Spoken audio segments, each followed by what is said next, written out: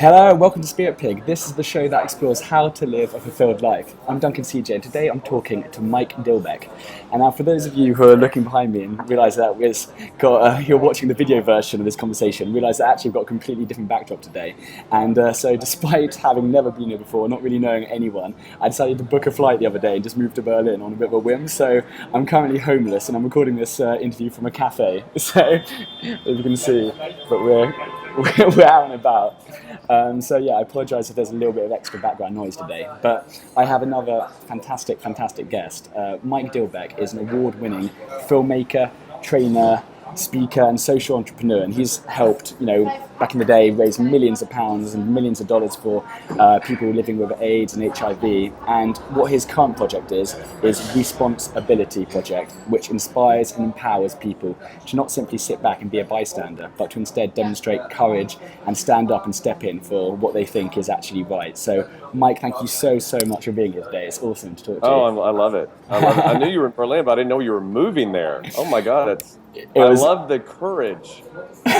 well, I've been having interviews like this. I think we're on episode 31 now, and so many of them are just like, come on, just do it, Just face do it. fear. Just do it. And so I was just toying with this idea for a bit. I was like, you know what, like I don't know anyone, I have no idea, like I can't speak German. I was Oh like, my screw God, it, I just love that. just jump on a flight. So we'll see. Just screw it.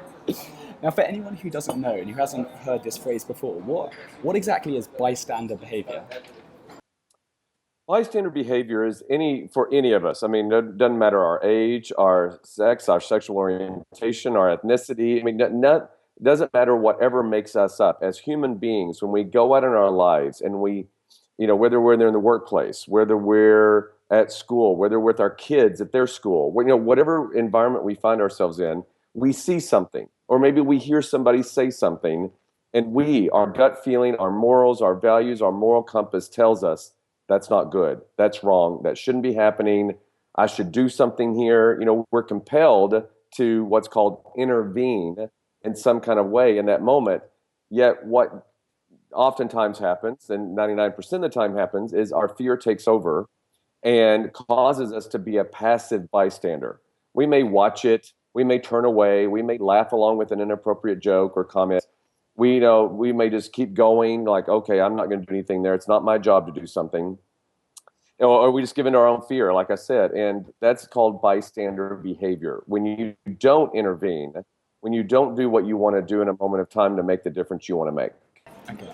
And so you mentioned it there, like fear. I mean, like, is that the big thing stopping us, or is it? Like, I think I saw like you said other words like shame, regret, like guilt. Yeah. These things are things which are stopping us making that move. So, for example, we see something which we don't like, and we know we should be doing something, but it's that Yeah. fear triggers in.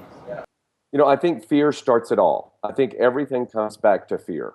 I mean, and even we become so callous, and I know that sounds that or become. Let me say this: we become so numb to our own fear. We don't even know when it's driving us.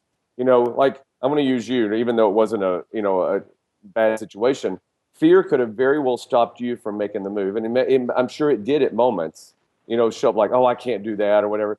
Well, that's at that level. But in other more critical moments where we need to throw ourselves into a situation, fear is what drives us. Now, shame and guilt is one of the impacts of not doing that.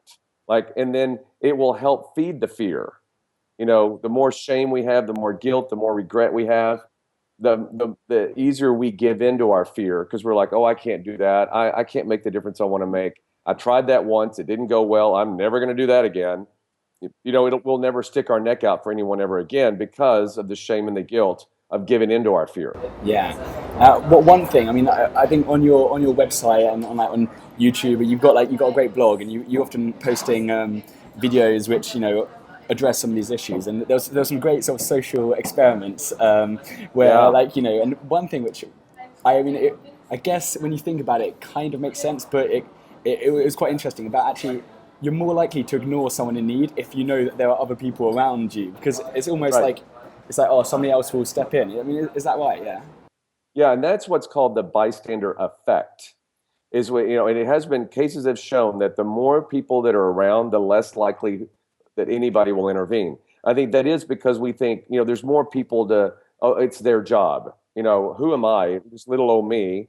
I'm just here, being who I am. Somebody else is more equipped, they're more skilled, they may know the person. So it's easier for us to lay responsibility on someone else when there's somebody else around.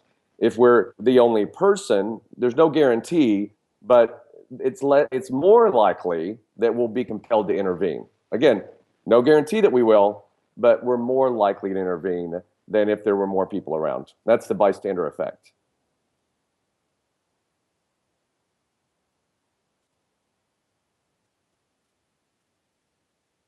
Yeah, yeah. Well, the name came from our ability to respond, and each and every one of us has the ability. Whether we use that ability or not is up to us. But it really is to our mission, my mission, with the Foundation for Courage or the Revolution for Courageous Leadership, is to empower people who want to stand up, step in, and speak out for what's right. And everything I do is to fulfill that mission. Everything. This interview today is to help fulfill that mission. Because I'm on a quest. I will spend the rest of my life with this mission. And every interview I have, every blog I write, I'm writing my book, the manifesto I just released, is all to fulfill that mission. Yeah. And why? Okay, so I'm at home. I'm listening to this interview, and it's really interesting. But how? I guess what if I'm somebody who's thinking, okay, this is great, but how does that affect me? How does this affect our sort of day to day, in everyday's life? I mean, is it just by not going against by doing what isn't right? I mean, that feels bad. So I mean, does that affect us on a personal level? How does this affect me? That was a really convoluted question. I didn't even know what that was, but. Yeah, but I think you can start by just starting to notice, putting on your radar, being really in tune with your feelings. What am I feeling here? Am I, noticing when you have fear? Because again, we become so numb to it. It becomes so much a part of who we are that we don't notice that we actually live in fear. I say it consumes our life. We are so used to it that we walk around not even knowing that we're walking in fear. And I say this too when I give keynotes around the country.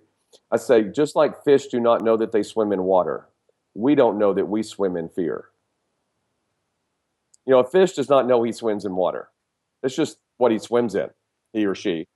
Same with us. We don't know how much it controls our life and suppresses us and is the barrier to us making the difference and knowing ourselves as bigger in any moment. And each and every time we haven't intervened, again, going back to the shame, I say we become smaller. So notice those moments where you find yourself being small and you don't feel compelled or empowered. And just notice that fear, wow, I really want to do this right now, but I can see that fear is stopping me. What could I do? I'm not saying you have to do it, but being in touch with what you could do if you were totally free from fear in that moment. Again, we'll never be totally free from fear. I don't believe in being fearless because I don't believe we ever are. I believe in showing courage. That's why I started the revolution for courageous leadership. Not just leadership, but courageous leadership is going beyond that fear so that it doesn't stop us and making the difference we want to make. So just put it on your radar and notice when you're doing that. Okay, so it's more about shining a light on it rather than actually letting it sort of control us without really knowing it, because I'm going through life just almost on autopilot or with blinkers. Yep. By actually shining a light right on it, you can actually then have the choice whether you want to let this control you or whether you want to do something about it. Is that right? That's right. That's exactly right. Exactly right. And it takes being willing to be honest and vulnerable with yourself. I love vulnerability. Vulnerability is one of the 6 strengths that I've identified as courageous leadership. And women are better at this than men are. But human beings in general are not great with vulnerability because we think it shows weakness. But allow yourself to be vulnerable, even with yourself, to say, wow, I did give in to fear just then. Tell the truth. And many of us are not telling the truth. That I wanted to do this, but I gave in to fear and I didn't do that. And it starts with that. I'm glad you brought up vulnerability because you've got on your website, you've got your sort of mission statement, your creed, which just states kind of all the things you believe. And yeah, one of them was, I choose vulnerability and welcome emotional exposure. And I wanted you to elaborate on that. So I mean, it's just completely just opening yourself up and actually, yeah. So can you maybe just Yeah. talk about that a little bit more? This idea of so how is that so powerful? Well, again, I think the more that we've not, the more that we've been at the impact of not intervening, and the more shame that we have, the less likelihood that we will be vulnerable. We become so protective of ourselves, and we think we're protecting our emotions. I don't want to get hurt again. I don't want to be disappointed again. I don't want to feel small. I don't want to feel any smaller than I already feel. I don't want to feel any, more powerless than what I feel right now. We're like, I've gotten to the depths of, I can't do that anymore. And so we protect ourselves. But I think the more we allow ourselves to be open to emotional exposure, and even share somebody sharing with somebody, listen, I'm afraid to do that. And you'll find that they say, I'm scared to do that too. I think my challenge to the people watching this or listening to this is notice that when you get inspired by other people, it's usually with their willingness to be vulnerable and they share something about themselves. That inspires us. I show videos from time to time about, I don't know if y'all get this over where you are, but some of you are watching, listen, the show here in America called What Would You Do? And they create different scenarios. You should look online for it. Any of you look online, and it's a show called What Would You Do? And they, in real life, create different scenarios. I mean, real life, very well done with professional actors. And whether it's, putting a roofie in somebody's drink in a bar. We had, I think one of the episodes recently had a foster parent yelling at her child in a restaurant. They had a same-sex couple come into a restaurant and show affection for one another to see how the patrons would react. But these are professional actors, but they had all these hidden cameras. So, I can't remember why I was going down that path, but, that's what I'm saying. The things that inspire us most about that show are the moments that people do allow themselves to be vulnerable and step in. Those are the most inspiring moments. Now, here's my point. We're inspired by people who are willing to be vulnerable. We think that shows power, but we think when we look at vulnerability ourselves that it shows weakness. That's really interesting. Yeah. And if we allow ourselves to really get that one of the source, at least one, if not the source of our own power, is to allow ourselves to be vulnerable, I think that'll shift everything for you. That's really because you do. You just it's seen almost as a weakness, especially you're saying it's women are probably better than men. Especially in men, it's quite seen as you don't want to show show that vulnerability, but it shows strength, doesn't it? Really interesting. Yeah, and again, especially men, because we like to be manly and we like to show our testosterone, and we don't think weakness. We think vulnerability will make us look weak. But what we don't realize, whether you're a manager or a partner or a husband or a boyfriend, and again, this applies to women as well, but I think more so with men, that people fall in love with us. We got them in the palm of their hand when we show vulnerability. And we allow ourselves to take risk. I say this, that vulnerability is the fifth strength of courageous leadership. And it's put there for a reason. It's right before the sixth strength, which is bravery. Now, bravery is vulnerability times 10 or times 100. That's at a whole new level. But you can't show bravery, you can't show courageous leadership unless you're willing to allow yourself to be vulnerable. You cannot intervene in a situation. You can't make a difference unless you cross that line from protecting yourself, holding back, to being vulnerable. And when you cross that line, you're more willing to take risks. You're more willing to be brave, but you have to cross that vulnerability line first. And do you think also by having, I guess in one sense, if you think you put up these barriers and you're not vulnerable and you put up these walls, then I guess you won't necessarily get hurt, but then in default you're kind of stopping yourself from actually feeling anything as well. You're kind of, I don't know, you're actually blocking off actually any real emotion because you've always got these You walls are. up. Yeah, and you're blocking off so much of what's possible in life for you and others.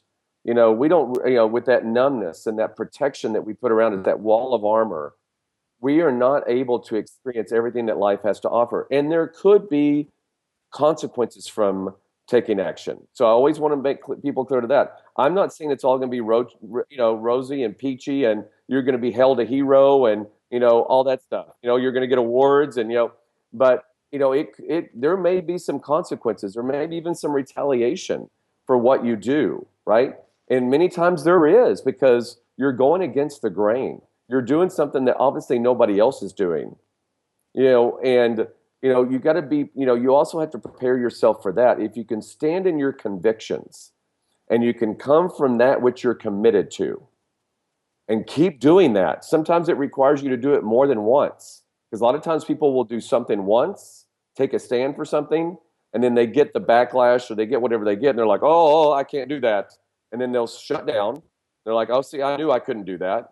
And all that will validate all those concerns that you had and all those fears. You're like, Self-fulfilling oh, I prophecy, thought, isn't it? yeah, exactly. I thought I could do that, but obviously I'm not the one to do that. You got to, battling this fear and showing courage is a moment by moment, minute by minute, phenomenon. Just because you do it once doesn't mean that something's handled. And it may be, but sometimes situations require, like, say that you have a friend who continues to make homophobic or maybe racist comments and tell inappropriate jokes, right? You may stand up to that friend once and say, listen, dude, that's just not appropriate. I've heard you say it many times and I've never said anything, but it's hurtful. What you're saying is offensive to others. And I want you to think about that, whatever conversation you have. And then the next time he does that, you're like, well, obviously I didn't make a difference at one time, so screw it. I'm not going to say anything. Or you're going to like, listen, dude, we've already had this conversation once. And you may have to have that several times before you actually impact that person's behavior and change something within them. You may have to keep standing for that. But that's your choice. What I tell people is I'm not here to make people do something. I'm not here always to tell people what to do. I just simply want to support and lift people up to cross that line to where they're free to take the actions they want to take and make that choice themselves. Because I can't do some formulaic, intervention 101. Okay, do this and then do this and then do this, because every situation is different, has different characters, emotions, situations. But if I can get people to be more interested and ask more questions or look within themselves more, then I've done my job. Yeah, I think that's key as well. I mean, like no one really likes being told what they should and shouldn't do, and I think So, and it's not really. I don't think that really makes change anyway, does it? It's actually just yeah, to empower no. people to make choice for themselves. Yeah, when you make the choice, and it's a powerful choice for yourself, and you've done the thinking and you've done the exploring and you tapped into yourself and you're taking actions based on your own moral compass and your values, that's power. And then you can deal with whatever may come your way, right? And you're like, well, but I'm standing in my convictions and I'm going to keep standing, you know? And we have amazing leaders in this world that did that. Gandhi, Martin Luther King, they got a lot of backlash, a lot of retaliation, but they stood in their convictions, and one, Martin Luther King even gave his life for that. But, and I'm not saying you should do that, but, unless you choose to, somebody could choose to do that, and Disclaimer. that is your choice. But don't say Mike Dilbeck told you to do that. But I have good lawyers. But when you can do that, that's power. Me telling you to do something, it's you just simply doing what I told you to do, and it may not go well. And you're like, well, Mike told me to do that. It didn't go very well. Last time I listened to him, but I don't want you to listen to me. I want you to listen to you. Yeah. I was watching one of your keynote speeches, and one question which you said come to the audience, which is you said like is the ultimate question in life is like just to really be honest and ask yourself like who am I, like who am I, why is that so important, like what's the power of asking yourself that question? Because I think that most people are walking around not in touch with and not empowered by who they are. They think they are certain things. They think they are their car or their job or their marital status or their body, how their body looks. They think there are these things that really aren't who they are. And we put so much value on those things that we don't take the time to really do the exploring and tap into, but who am I really? What are my values? What drives me? What, takes me through life and fulfills me and lifts me up and gets me out of bed in the morning? Most people get out of bed in the morning surviving the day and they can't wait to get in bed at night. And they just wake up, like, oh, okay, I survived that night. Let's go survive the day. And, they survive the meetings they have, getting in work, to work through traffic. It's survival after survival after survival. But, what drives you? What gets you up? What would get me up in the morning? This is, interviews like I have with you is what gets me up in the morning. To another opportunity to empower others. I love that. That's why I immediately wanted to take you up on your offer to have this conversation, because I'm like, why wouldn't I? But that is my why of living my life. I live life for this reason.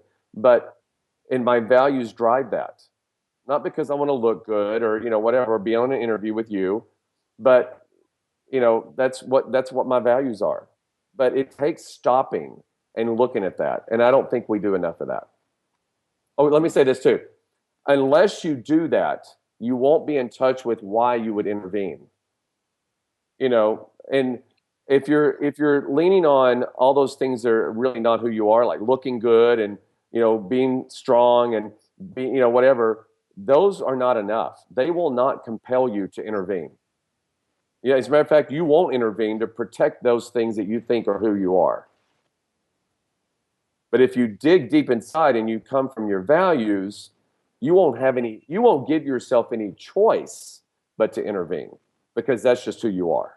Because it's so your values are so clear that Yes. everything you do is just an expression of like Everything. Yeah, exactly. So it all just comes back to that what your why. Yeah, and it really, and this is where vulnerability comes in again. Being vulnerable enough with yourself to say, "Wow, I do things that aren't really who I am."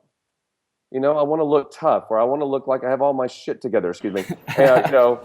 Or and in that way cause you to not do something. You don't want to risk something. You don't want to risk looking good, or maybe risk looking bad. But that's not really who you are. Who you are is, compassionate and caring and loving and want to take care of others and stand up for what's right. That's who you are. But we're not walking around in touch with that. Yeah. Other things have taken over. That's interesting. One thing you talked about was this idea of empowering people to just know that they matter, and that each of us matters. Like, how integral is that feeling that we matter just to a person's well-being? Well, it goes back to what I said earlier about how we beat ourselves up and we become smaller and smaller and smaller, to the point that we don't believe that we do matter. We don't believe that we can make a difference as one simple human being, one simple but very complex human being. We don't. We're all very complex. We're perfectly imperfect, and our shame tells us that we don't matter. That's really what That's what I want your listeners and your viewers left with. Our shame tells us that we don't matter, and we can go past that shame and really tap into who we are and our ability to respond. We can really get that we do matter, and most situations have changed, or a difference has been made, or somebody's life has been saved, or an issue has been raised because one person chose to stand up, step in, and speak out for what's right. One person. Now, sometimes other people join you because they're also scared. They're having the same fears that you are. They're looking for that one person to lead the way, to give them permission to then step in and do the same thing. We see many situations where one person will stop to help somebody, and then others will come. Okay, now the way is clear. I now have permission to join this person. But until that one person does it, nobody does. So it takes one person. We matter. That's awesome. And what does a fulfilled life mean to you? Just summarizing most of what I've said, it's being someone that doesn't get stopped by their fear. I don't even think. I think it's very underrated. If you just really stop, if you take it on one day, I can't remember the exact quote. I'm probably going to bastardize it a little bit, but there's magnets and coffee cups that say this, but what would you do today if you didn't have fear?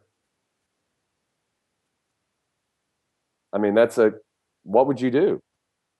Like, if fear was not a factor, what would you do? Yeah.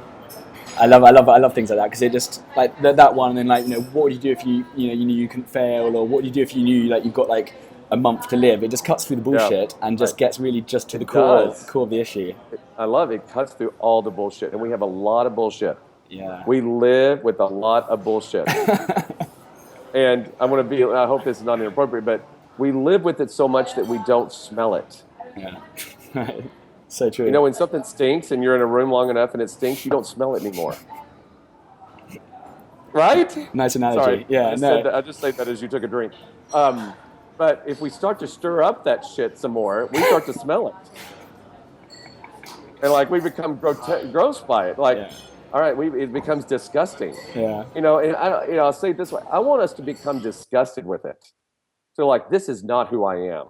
And this is not a fulfilled life. This is not this is not why I'm put on this planet. But until we start to stir that up and get disgusted by it, and that takes vulnerability, it takes telling the truth, it takes opening ourselves up to emotional exposure to see that, tell one on ourselves, then we can start to make some change. And like, okay, I'm no longer willing to live that way. Yeah. That's a good answer. What would you say, what's one thing all our listeners can do today that will have a massive positive effect on their lives? Going back to what I said earlier, put on your radar anytime that you're stopped by fear. Like, start today, just for one day. Just put that thing on your radar. Would I be doing something different right now if I wasn't stopped by fear? Whatever that may be. Because I think the more in tune we come with, and it doesn't have to do with the problem situation. Like for you, as you're sitting there, should I move to Berlin or not? Well, of course you would if you weren't stopped by fear. But you could very well still be in London right now because fear stopped you. You didn't stop you, fear did. So be in touch with, and it could be the smallest things. But just start to notice that, become in tune with, and become more sensitive to those moments that fear is running your life more than you are. Yeah, so true. And are there any books or resources which have changed or had a big impact on you? Yeah, Brene Brown's Daring Greatly, all about vulnerability. She's fantastic. Yeah, she's a master, and she has a TED Talk that's amazing. But her name's Brene, for your reader or your listeners and your viewers, Brene, Brene Brown, and it's Daring Greatly. Amazing. And I'm also going to link up her TED Talk in the show notes as well, because it's a great one. Last but not least, how can people stay in touch, find out more about you and your work, Mike? Perfect. Well, you can go to my website, which is iamcourageousleadership.com. Again, that's iamcourageousleadership.com. You can certainly find out more about me, my keynote, and just me personally, and my mission involved with the revolution is MikeDilbeck.com. You can always email me directly. I'm fully accessible. Mike@raproject.com. I haven't switched over the URL yet. Mike@raproject.org. That's raproject.org, not com. Twitter, it's @responseability, which are two words put together as one word. And we're also on Facebook, response.ability. Fantastic. And I will chuck all of that below this interview.